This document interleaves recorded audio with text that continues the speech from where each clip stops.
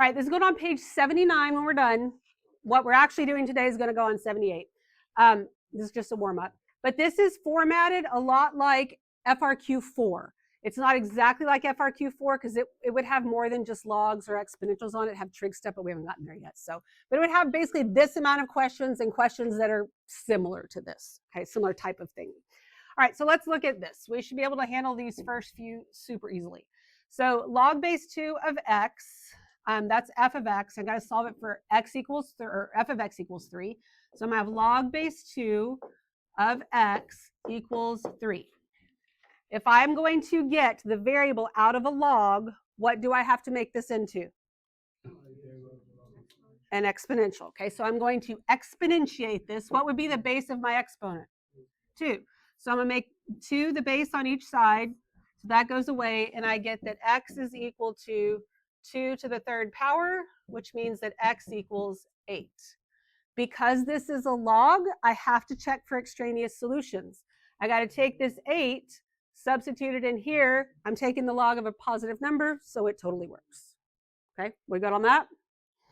All right, so then I've got g of x equals 12. So g of x is 3 times the natural log. And by the way, once again, that is a lowercase l. It is not a capital I. It is not the word in. It is a lowercase l, lowercase n. Natural log of x minus 1 equals 12. Okay. Now that 3, I could make it an exponent on the x minus 1, but my other option is to divide. Which one's probably a better option? I would say dividing, yeah. Natural log of x minus 1 equals 4. Okay. Now, once again, I have a variable inside of a log. What will the base of this exponential be? E. So E is here, E is here. Goes away, I get x minus 1 equals e to the 4th. So x equals e to the 4th plus 1. Okay. So now I've got to check this. I've got to take this, substitute it in here. So e to the 4th plus 1 minus 1 is e to the 4th. Is e to the 4th positive? Yes, that's all I care about. Any real number to an even exponent is going to be positive, so that's good, and I'm done. Okay? Everybody good so far? That's really algebra 2. I mean, the only thing that maybe makes it pre-cal is the fact that we're using more natural log stuff, but all of this log stuff that we're talking about, it's all old business from algebra 2 and algebra 3. All right, so let's look at A. It says to rewrite j of x, here's j of x, as a single natural logarithm without negative exponents in any part of the expression, and our answer should be in the form natural log of something. Okay, so it kind of tells you exactly what it should look like. So I'm going to have j of x. So before I even start this, in this case, I don't have an option about what to do with 1/2. I can't multiply both sides by 2 because I'm not solving it, I'm just rewriting it. So this 1/2 has to become an exponent, and that 3 has to become an exponent.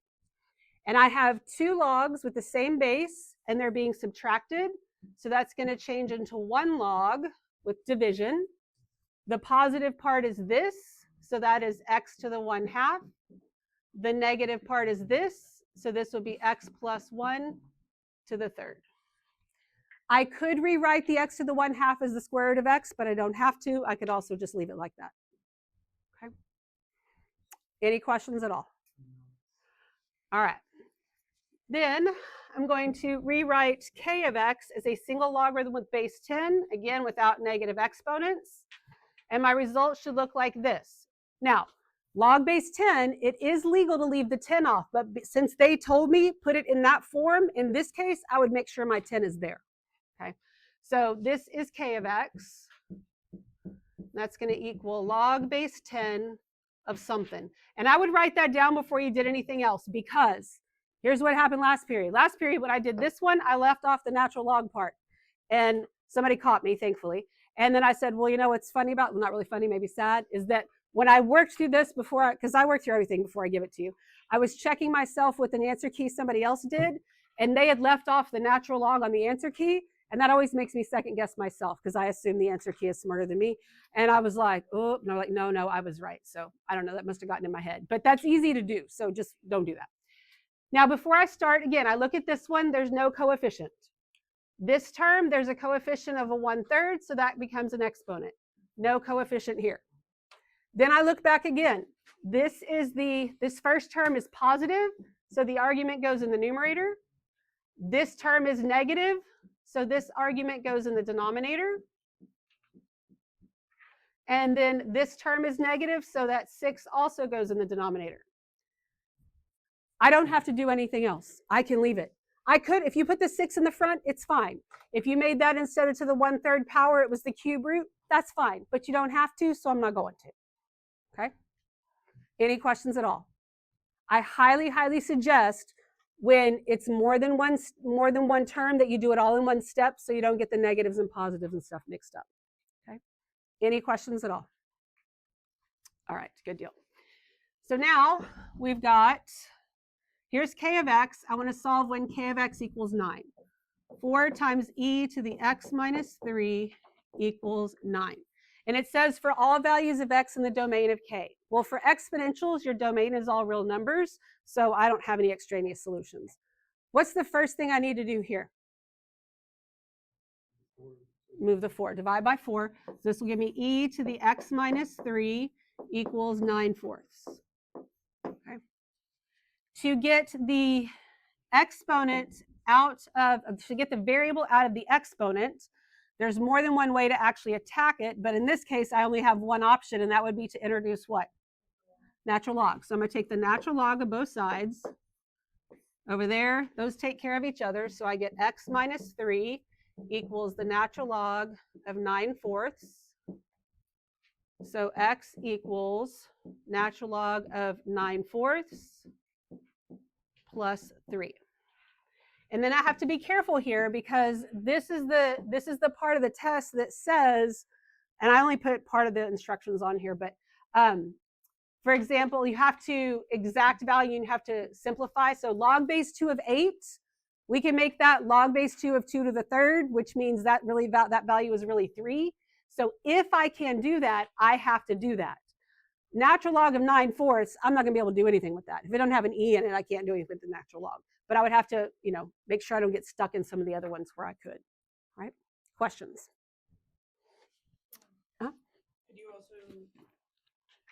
Would it also work if you did the circle thing, whatever you'll call it? Do you have the same answer in the end? Yeah. Yes. I would just not do that on the inequalities, because that's when things get bad.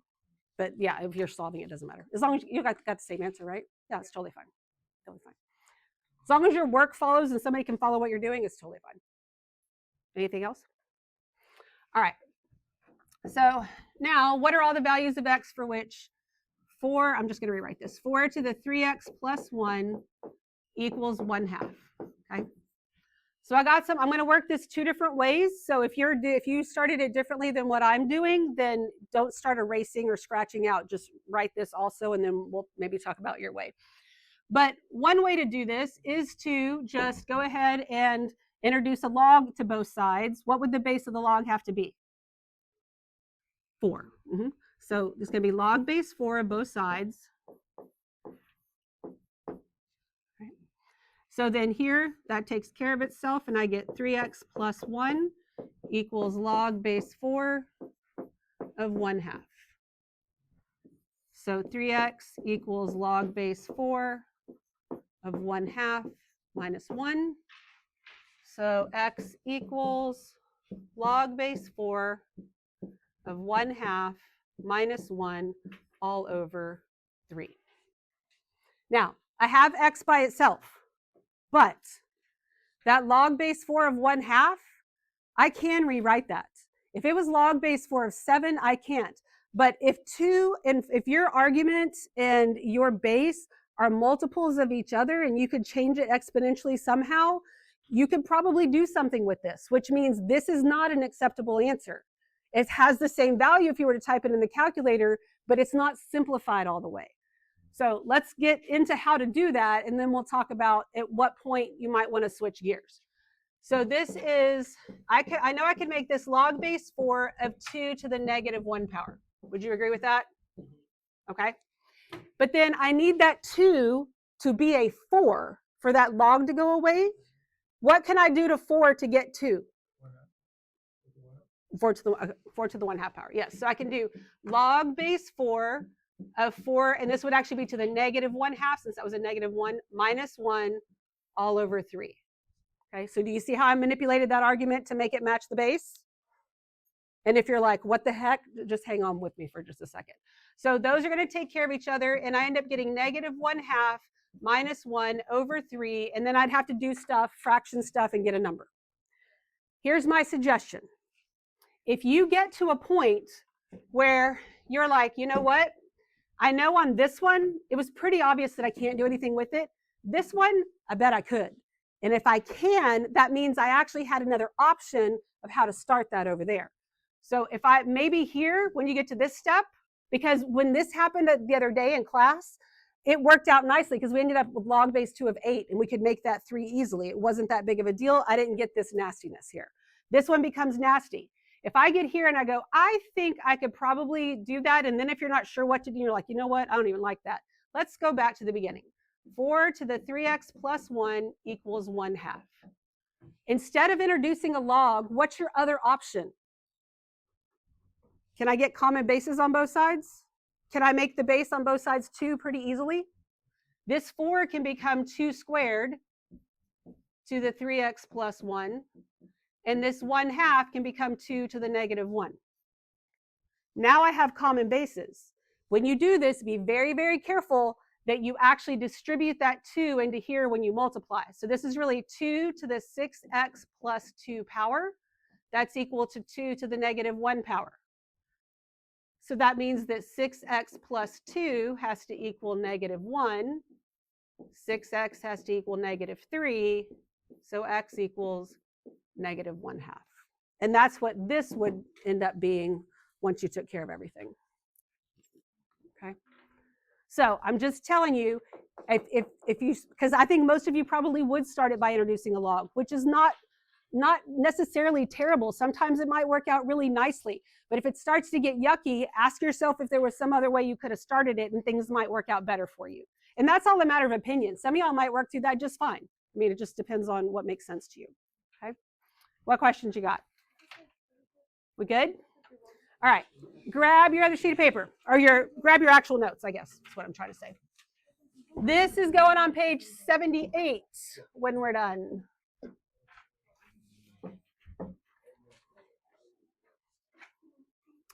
Okay. So we've already looked at semilog plots a little bit. In topic 2.9, we looked at that. We looked at the idea of using logarithmically scaled axes to help us better understand data that is exponential.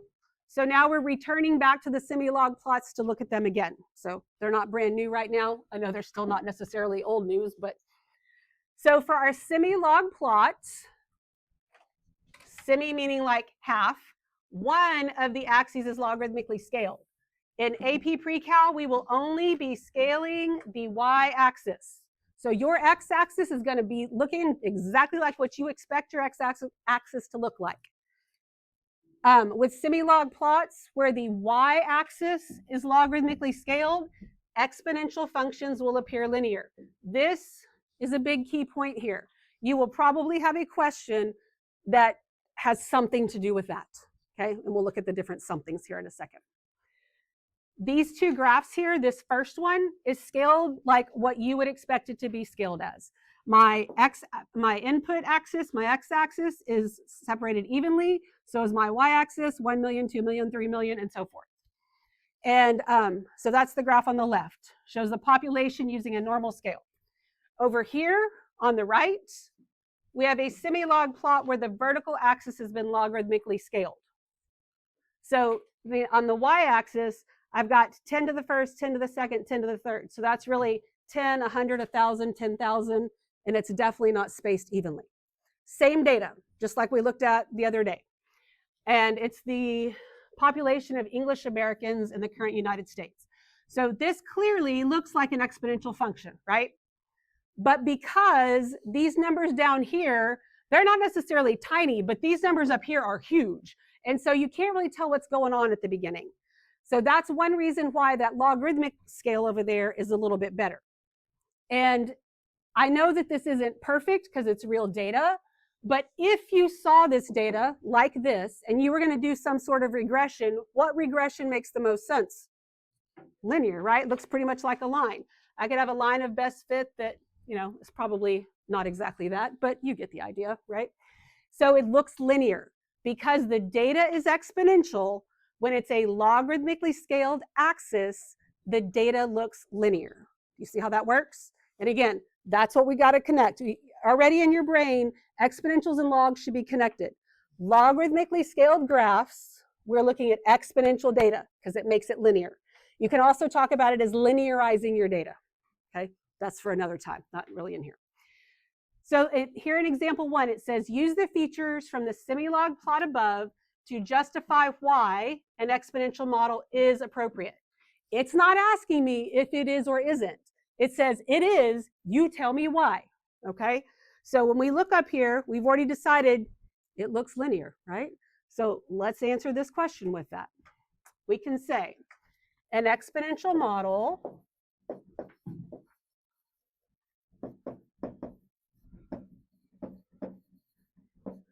is appropriate because semi-log plot, oops, sorry, I should say that differently. Because, yeah, semi-log plot appears to be linear. It's that simple, okay? So we can look at a semi-log plot and decide what type of function we should have, okay? Or whether or not that function, well, not decide what kind, decide whether or not it should be exponential. If it looks linear, it should be exponential. If it doesn't, then it's not. It's that easy. Okay, we okay with all that? All right, so here is a logarithmically scaled graph. Okay, remember the graph paper looks way different. Okay, so it has a very distinct look to it. Things start getting crammed when you get to the tens and the hundreds and the thousands. And so this is like 10 to the first. This is 10 to the second. This is 10 to the third. So this right here, while I'm on the x-axis, that is 10 to the 0. So your vertical axis doesn't even start at 0. It starts at 1 because it starts at 10 to the 0 power. The powers are what are evenly spaced, 0, 1, 2, 3, and so forth and so on.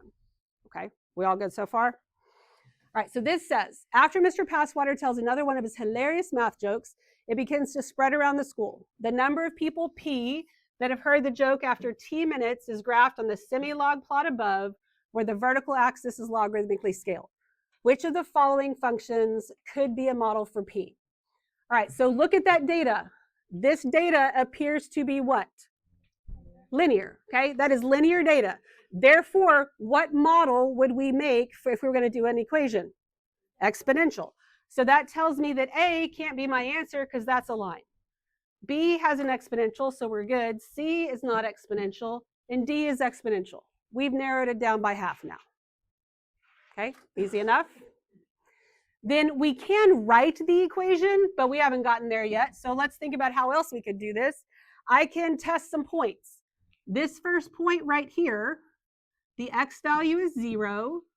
The y value would be 2.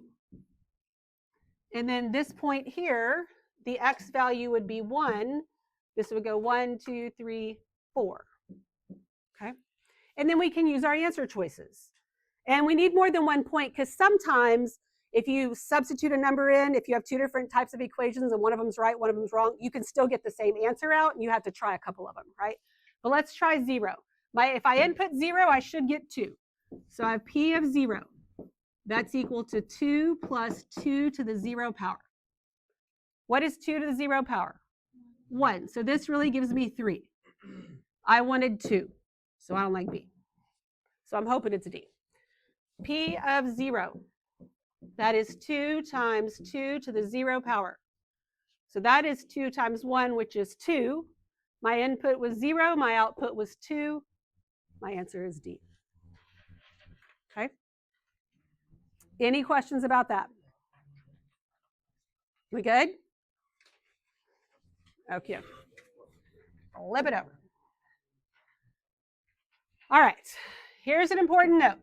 When we logarithmically scale the vertical axis for a semi-log plot, we are not changing the actual y values, right? We are changing the way they look. We are not changing what they actually are, okay?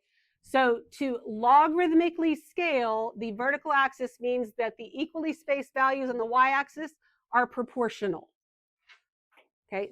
But the equally spaced values on the x-axis are linear. That's what we're used to. We're used to our both axes being linear, but now one of them's linear, one of them's logarithmic. Okay? Okay with that? Maybe. All right, so here's another way that we could see these questions be done. It says the table above gives selected values for the function f. Which of the following graphs could represent these data in a semi-log plot where the vertical axis is logarithmically scaled? All right, so before I worry about my data, let's look at A. On A, is the vertical axis logarithmically scaled? Or does it look like what you're used to seeing? It looks like what you're used to seeing, right? Evenly spaced, which means it's not logarithmically scaled. This is how you would do a y-axis, right? You'd space them all out as evenly as possible. All right, on B, does this vertical axis look like what you're used to seeing? No, this is logarithmically scaled because it starts to get closer together as it gets closer to the next level. So we're going to hang on to B. Is the vertical axis in C logarithmically scaled? No, because it looks like a good old y-axis, right? What about D? Is that logarithmically scaled? Yes. Okay, now if we look at B and D, they look different, but that's just because this one only goes to 10, so you can just see more, and that has more of it crammed on there.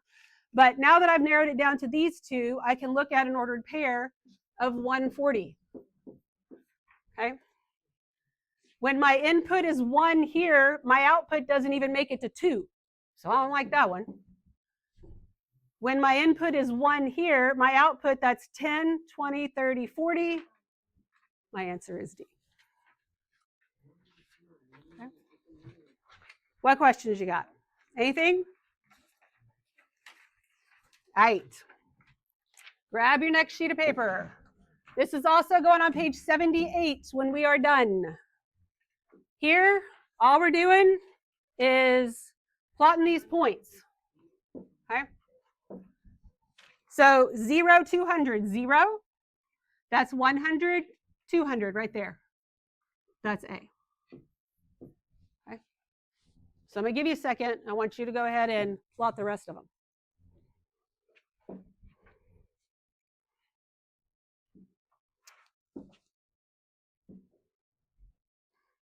Close enough.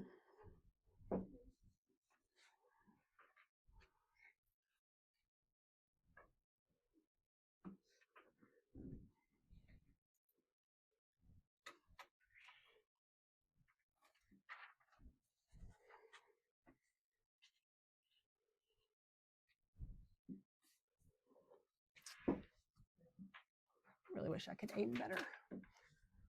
All right.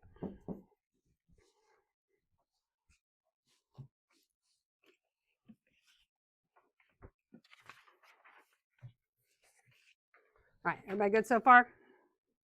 Questions? All right. You won't have to plot them on the actual test, but you would have to maybe have a multiple choice, like which one is plotted at 3.2800 or something like that. All right, flip it over. Okay, so again, repeating ourselves over and over again. An exponential function on a semi-log plot will appear to be linear. So because of that, we can create a linear model for the graph. So linear models for a semi-log plot. If I have the exponential y equals a times b to the x, here's my corresponding linear function. Okay, this is what it looks like on a normal axis, or this is what it would look like if I want to make it, linear there. So note 1, the slope of our linear function is log base n of b. So this is the slope. The y-intercept is log base n of a. This is the y-intercept. That means essentially that this function is written in y equals mx plus b form. It is in point slope form. I'm going to put a little star next to the b because this b and this b are completely different, which I think you would probably understand anyway, but just in case. And then the base n corresponds to the base used for the scaling of the vertical axis. And for the most part, I think most of what you'll see will be base 10, but it could be a different base as well. So we're going to come up with the function here.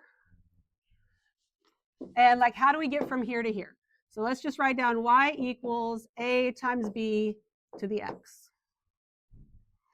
I have a variable in my exponent, so to get it out, one way I can do that is to introduce a log. Getting common basis here is not going to work.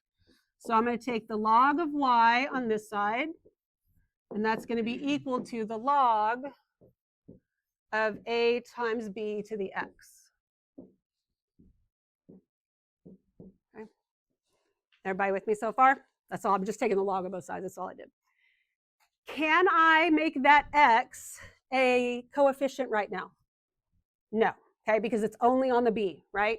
If there was parentheses around a and b, then I could, but I can't do that right now. The left side is just going to stay log of y, but I do have two things being multiplied, so I can change this to log of a plus log of b to the x. Now can that x come out and be a coefficient? Yes.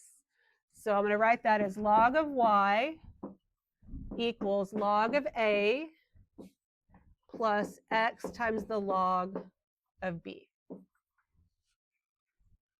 And then I'm just going to do one little thing here. I'm going to leave the left-hand side log of y. And then I'm going to put this term first, but I'm going to switch, like these are just being multiplied. I'm going to switch the order they're being multiplied in. Log base b of x plus log of a. There was really nothing wrong with what we had, except that I'm just trying to make it match this up here. That's essentially why I did that. Okay. Everybody good so far? Now, the other difference is I have a log in front of this y, and there's not a log in front of this y. And I'm going to kind of explain to you as we go through the next example why that looks a little bit different, because it depends on how you're talking about the y value. But I'll make that make more sense in just a second. But everybody, I'm just showing you where that came from, how we got from the exponential to that, to a little line. So let's do this here. This says, the semilog plot above corresponds to the data from example 3. Write an equation for the linear model for the semilog plot. And look, it tells you exactly what the form is. You don't have to know the form. It's there. They will always give you the forms of the equations. Okay. So in order to write the equation of a line, I need the slope. So I got to find this right here. Got to find the slope. In order to find the slope, I need 2 points. So this point right here would be at 1. This is 10, 20, 30, 40, right? And then I can use this point here, which would be at 260. Now, we all know how to find slopes, the difference in the y's over the difference in the x's, but here's the deal. Here's where this log comes in. We didn't change the actual value of this data, but we changed the way it looks. And so we're basically using the exponents for things. So I need to use, when I take my outputs out, my 60 and my 40, I'm not using 60 and 40. I have to use the log of 60 and the log of 40, because it is a logarithmically scaled graph, and the y-axis is logarithmically scaled, okay? So those are how I actually use those. And then the denominator is just 2 minus 1. So that's why up there, again, it's like, how are we talking about the y? The actual y or the log of y? That's why log was different up at the top. So now the denominator is just 1, so I can just pretend like it's not even a fraction. So does log of 60 minus log of 40 give me log of 20? No. When I subtract them, they become log of 60 over 40. So my slope is actually the log of what? 3/2. Okay. So I found this part. We just found that. Now we got to find this, right? And I need to use one of my 2 points. I'm going to use this one. So y equals, when I pull that 40 out, it's not just y. That y is going to be the log of 40. That's equal to my slope, which is the log of 3/2, times x. My x value for that point is 1, plus this, which I don't know, which is the log of a. And I can leave the n off because I already know I'm using base 10 here. Everybody with me so far? All I did was substitute my slope in that one ordered pair into this right here. So now, since I'm just multiplying this by 1, that's really just log of 3/2. So this becomes log of 40 minus log of 3/2, and that's equal to the log of a. So I have this by itself, the log of a, which is what I need for right here. But I got to combine the left-hand side there, so this becomes the log of 40 divided by 3/2. That's equal to the log of a. So I got a fraction and a fraction. Do I freak out? No. I remember my rules. Keep, change, flip. I keep the 40, change it to multiplication, multiply by 2/3. What is that going to give me? 80 over 3. So the log of a is equal to the log of 80 over 3. Any questions about where anything came from? Just manipulating my logs over there is all I'm doing. So now I have every part that I need. So I've got y equals the slope, which is this right here, log of 3/2, times x, plus the log of a, which is the log of 80 over 3. So that is the linear form of that data right there. I've linearized it by taking the log of it. By doing that and paying attention to what they gave me, you see how this is b and this is a right there? This is b and this is a. This next part says, using the linear model from part A, write the equation of the exponential model in this form. So write that equation based on this information. Don't overthink it. The information is staring you in the face. It is really simple. Tell yourself it's simple and do something that makes sense to you. While I pass this out, or maybe even something that doesn't make sense to you, that's okay too. While I pass this out and then I'll talk about it. But the information is right there. Don't be afraid of it.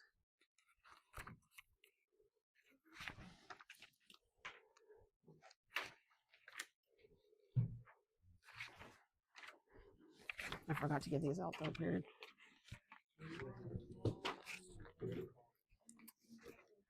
All right. Y equals, what is A? 80 over 3. What is B? 3/2 to the x power. That's your exponential function. That's your linear function. Literally the A and the B from there. Okay, we good? Questions? Oh, no, I just didn't hear what you said the first time. Okay. Oh, pretty much, yeah, because it's the log of B and the log of A, so yeah. And you change, we're also changing it from linear to exponential though. It's like a whole different function. Okay, now listen real quick. Shh. Take a deep breath. Shh. All right, this I know is wild and weird. Well, it really just looks horrible and that just gets into your brain sometimes. Most of what you should be asked would be the other stuff that was a lot easier than this, right? Like the other pages. But if you're looking for a 5 on this exam, this type of stuff has got to start making sense to you, all right? Because that's how you get the 5 is with this tougher stuff. But if you can plot the points and you understand the other stuff that we did before this question, then you should be okay on some of the other ones, okay? It's okay if we don't always get everything. All right.